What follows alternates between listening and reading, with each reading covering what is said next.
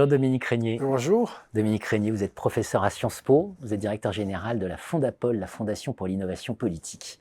Dominique Régnier, je vais vous poser une question provocante. Finalement, les think tanks, les fondations, etc., c'est du marketing d'influence, tout ça? Alors c'est une question... C'est un point qu'on entend souvent. Oui, voilà, c'est ça, exactement, on entend ça souvent.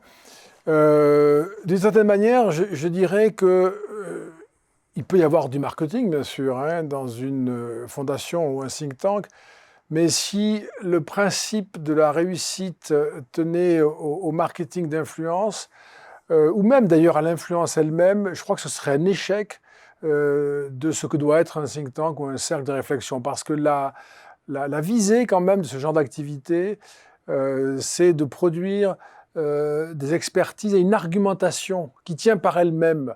Alors bien sûr, quand on communique après, on peut tout à fait habiller, quand on fait une enquête d'opinion, on peut choisir une typo, on peut choisir une présentation, ça compte, mais ça n'est jamais ce qui fera le cœur de l'activité, sauf à admettre, et c'est possible que ça s'observe dans la vie, hein, sauf à admettre que au fond, on n'a pas d'idée, ou on n'a pas eu le temps de travailler, et du coup, on va mettre en scène quelque chose qui sera cette mise en scène sera la part principale de l'activité, au fond.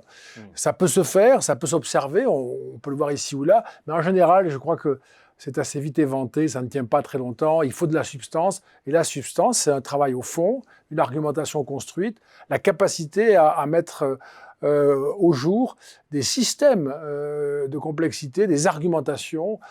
Par exemple, en étudiant la manière dont le Danemark régule sa politique migratoire de manière très stricte, hein, eh bien, j'ai observé qu'ils avaient un argument extrêmement puissant.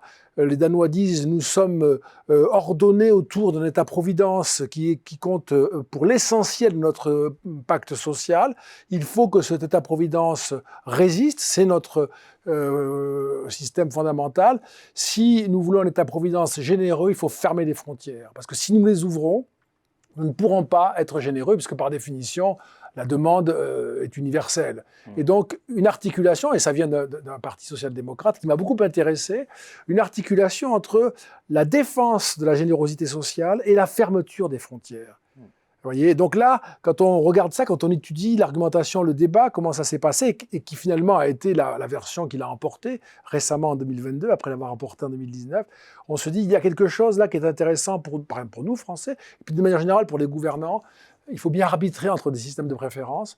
L'ouverture au monde, on est pour. La générosité, on est pour aussi. Or, il est possible que les deux soient contradictoires. On voit qu'on est bien ailleurs que dans le débat d'idées autour de la xénophobie, le refus de l'étranger, oui, etc. Oui, c'est une complexité, une subtilité plus grande, mais qui rend justice à la réalité des individus, parce qu'on ne peut pas non plus stigmatiser des citoyens, des électeurs qui se posent des questions légitimes. Il faut aussi rentrer un peu plus dans les tensions qui parcourent leur raisonnement, la difficulté, la complexité du sujet qui les préoccupe. Voilà, les idées ça compte, les idées ça se travaille. Oui. Et donc, sachons discerner le bon grain de l'ivraie. Voilà. Et on peut dire qu'il y a peut-être du design des idées en ce sens-là, c'est-à-dire que pour la construction d'une argumentation, ça peut être assimilé à une forme de design. Si on veut dire par là qu'il faut que la structure tienne.